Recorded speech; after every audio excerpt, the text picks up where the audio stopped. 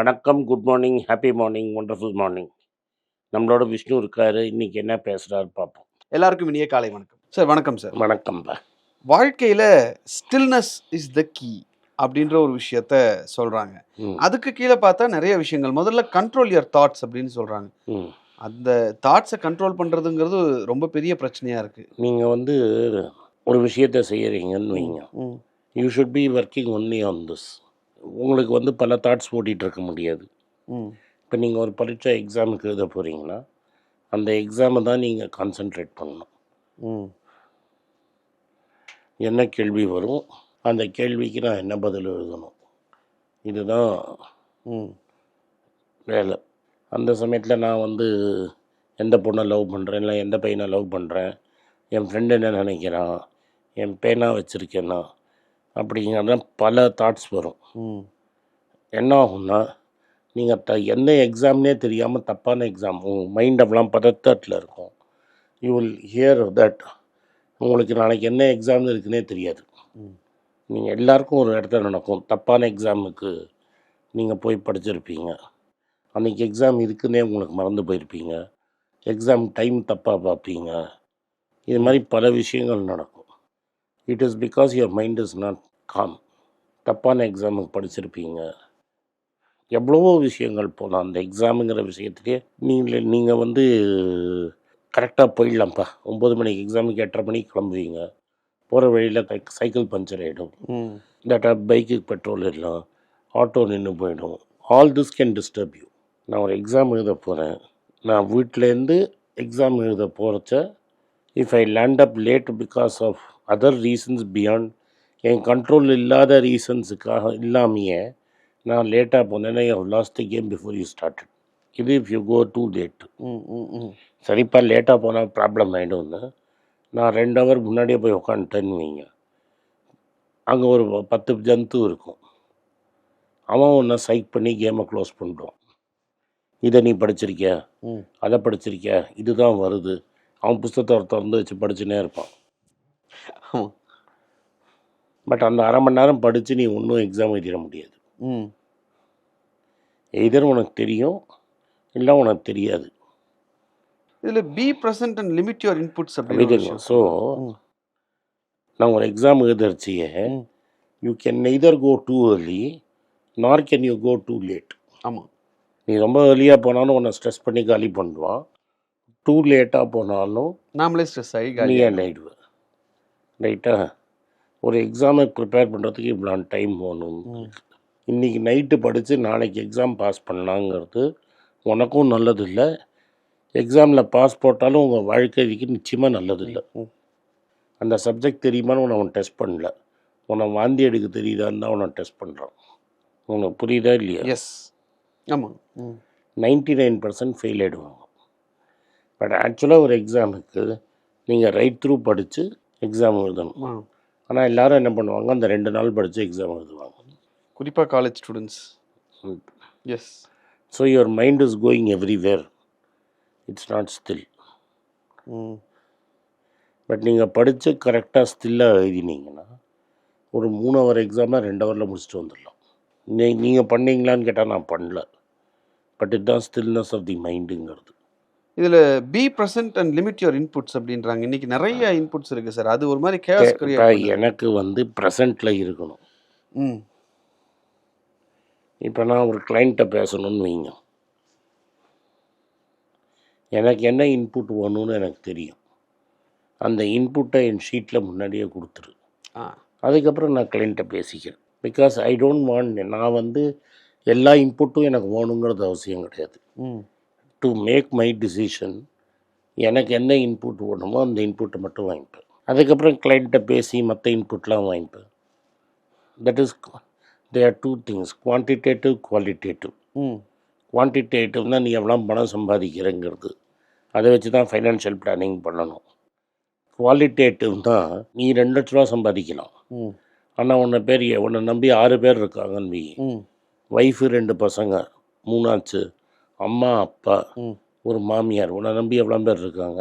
7. நீ 7 பேர் including you. கரெக்டாக? அப்போ 2 லட்சம் டிவைடட் பை 7 எவ்வளோ? 30,000 ரூபாய் சார். கொஞ்சம் கம்மி. கொஞ்சம் கம்மி. அதுதான் உன் சம்பளம். உன் சம்பளம் 2 லட்ச ரூபா இல்லை, உன் சம்பளம் 30,000 ரூபா. அந்த குவாலிட்டேட்டிவ் இன்புட் நான் 110 தான் வாங்கணும். நல்லா சம்பாதிச்சுன்னு இருப்பான், ஆனால் அவன்கிட்ட ஒன்றுமே இருக்காது. என்னன்னு கேட்டேன்னா, அவன் வீட்டில் வந்து அப்பா வந்து 2 சிஸ்டர் கல்யாணத்தை இவன் பண்ண சொல்லி இவன் பண்ணி கடனில் ஓடின்னு இருக்கும். இவன் செக்கு மாடு மாதிரி வேலை செஞ்சுன்னு இருப்பான். உனக்கு நான் சொல்கிறது புரிஞ்சு எவ்வளோ சம்பாரிச்சாலும் பத்தாம ஓடிட்டே இருப்போம். ஓகே. நோ. ஸோ எந்த இன்புட் வேணும், எந்த இன்புட் வேண்டான்னு உங்களுக்கு தெரியணும். ஓகே. நோ வாட் மேட்டர்ஸ் அப்படின்ற ஒரு விஷயம் சொல்கிறாங்க. ஆமாம். இப்போ என்ன தேவை இருக்குது? அப்படி கிடையாது.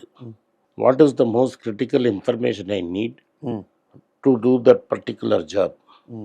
இப்போ ஒரு சர்ஜன் என்ன அறுக்கிறாருன்னு வைங்க, கிரிட்டிக்கலாக அவனுக்கு என்ன வேணும், என்னை பற்றி என்ன தெரியணுமோ அந்த இன்ஃபர்மேஷனை கரெக்டாக அவனுக்கு கரெக்டான சமயத்தில் கரெக்டான கொடுக்கலன்னா உயிருக்கே ஆபத்தாயிடும். அதுதான் கிரிட்டிக்கல். என் பல்ஸ் கிரிட்டிக்கல்னால் என் பல்ஸ் சொல்லணும், என் ப்ரெஷர் கிரிட்டிக்கல்னால் ப்ரெஷர் சொல்லணும். அதுதான். And practice gratitude, let go ego. ஈகோவை விட்டுருங்க. ஈகோ தான் பெரிய ப்ராப்ளம். ஈகோ தான் எல்லாத்தையுமே நம்மளை கொண்டு போய் கவுத்துரும். It can lead to over confidence. இதுதானே, இதை நான் பண்ணி கிழிச்சுப்பிடுவேன்னு நீ போவ. And when you think that இதுதானே என்னால் முடியாதான்னு நீ நினச்சேன்னா அன்றைக்கி தான் தப்பு பண்ணுவேன். இது எப்படின்னா, ஒரு ரேங்க் ஃபுல் டாஸை நிறைய பேர் ஃபுல் டாஸில் அவுட் ஆகிடுவான். கிரிக்கெட்டில் வந்து ஃபுல் டாஸ் தான் ஈஸியஸ்ட் பால் டு ஹிட். ஆனால் பெரிய பெரிய பேட்ஸ்மேன் ஃபுல் டாஸில் அவுட் ஆகி நான் பார்த்துருக்கேன். ஃபுல் டாஸை திரும்பி போலர்ஸ் பேக் ட்ரைவ் அடித்து போலர்கிட்ட லட்டுவாக கேட்ச் கொடுத்து பேட்ஸ்மேன்லாம் பார்த்துருக்கேன். பெரிய மகான் பேட்ஸ்மேன் அப்படியே ஃபுல் டாஸை back to the bowler tap பண்ணுவான், அவன் பக்கம் பிடிச்சிட்டு போயிடுவான். Okay. I think it was Tendulkar. Steve அவன் அவுட் ஆகிடுவான் ஒரு வாட்டி. ஸோ அது ஈகோ. இது என்னடா நான் பண்ணிடுவேன். யானைக்கும் அடிசருக்கும் உங்களுக்கு தெரியணும். ஸோ அந்த you have to show that ball the respect before trying to do what you want to do. Okay sir. Forgive and accept. Sometimes things go wrong. You have to accept that things go wrong. What goes ராங்கை பார்த்து நீங்கள் you cannot punish your self. Most of the people அதை பண்ணிக்கிறோம். And மற்றவன் தப்பை நம்ம குத்தி காட்டுறதுல நம்மளுக்கு ஒரு பெரிய இன்பம், ஒரு குட்டி இன்பம், அது இருக்கக்கூடாது. ஆனால் தான் தப்பு பண்ணிட்டாரான்னு ஓகே தட்டி கொடுத்து போயின்னே இருக்கும். So that's the way for growth. தப்பாயிடுச்சா admit and go on. Okay sir. So thanks for sharing your wisdom. காம்னஸ்லேருந்து ஒவ்வொரு விஷயமும் ஈகோவை விடணும், அந்த மாதிரியான பல்வேறு விஷயங்கள், சாமானிய மக்களோட வாழ்க்கைக்கு தேவையான விஷயங்களை உங்கள் நாலேஜ் அண்ட் விஸ்டம் மூலமாக எங்களுக்கு ஷேர் பண்ணதுக்கு ரொம்ப நன்றி. இந்த வீடியோ நீங்கள் பார்த்து உங்களுக்கு பிடிச்சிருந்தா இந்த வீடியோ உங்கள் ஃப்ரெண்ட்ஸ்கிட்ட அனுப்புங்க, ரிலேட்டிவ்ஸ்கிட்ட அனுப்புங்க, அவங்கள அதை பார்க்க சொல்லுங்கள். நீங்கள் இந்த சேனலை சப்ஸ்கிரைப் பண்ணுங்கள், பெல் நோட்டிஃபிகேஷன் தட்டுங்க. பெல் நோட்டிஃபிகேஷன் தட்டலைன்னா ஒரு வாட்டியும் நாங்கள் வீடியோ போடுறச்சோ உங்களுக்கு நோட்டிஃபிகேஷன் வராது. நன்றி, வணக்கம். எனக்கு ஒரு விஷயத்தை அட்டென்ஷனுக்கு கொண்டு வந்திருக்காங்க. என்னோட ஏஐ ஜென்ரேட்டட் இமேஜை பார்த்து யாரோ ட்ரேடிங்க்கு பணம் கொடுத்து ஏமாந்துருக்காங்க. ப்ளீஸ், உங்களுக்கு நான் பல தடவை சொல்லிட்டேன், இப்பவும் சொல்கிறேன், நான் யார்கிட்டையும் பணம் டைரெக்டாக வாங்குறது இல்லை, அப்பாயின்மெண்ட் பார்க்குறதே கிடையாது. அதனால் என்னை பார்க்கலான்னு யாராவது காசு கேட்டாலும் இல்லைன்னு சொல்லிவிடுங்க. அடுத்தது ஒரு இமெயில் ஐடி இருக்குது, அதில் போட்டால் எங்கள் டீம் கான்டாக்ட் பண்ணுவாங்க. அது டைம் ஆகுதுன்னா வினோதோட இன்ஸ்டாகிராம் அக்கௌண்ட்டில் வினோத்திட்ட மெசேஜ் பண்ணுங்க. அவன் என் தம்பி, அதுலேயும் அவன் காசு கேட்க மாட்டான். காசு கேட்குறாங்கன்னா ஏமாறுறீங்க. யார் என்ன சொன்னாலும் கம்பெனிக்கு செபி அல்லது ஐஆர்டிஏ அல்லது ஆர்பிஐ ரெஜிஸ்ட்ரேஷன் இருக்கணும்.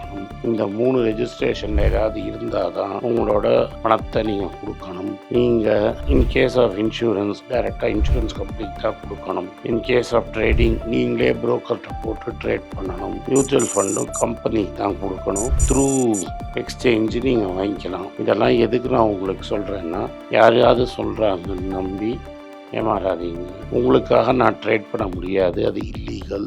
நான் ட்ரேடும் பண்ணுறது கிடையாது. அதனால் ட்ரேடிங் ப்ராஃபிட் பண்ணி தரேன்னு சொல்கிறது ஏமாத்தல். எனக்கு ட்ரேடிங் பண்ண தெரியாது. என் பேரை சொல்லி ட்ரேட் பண்ணி உங்களுக்கு ப்ராஃபிட் ஷேரிங்னா ஃப்ராடு, ஏமாற்றம். நான் யார்கிட்டையும் காசு கேட்கல, கேட்கவும் மாட்டேன்.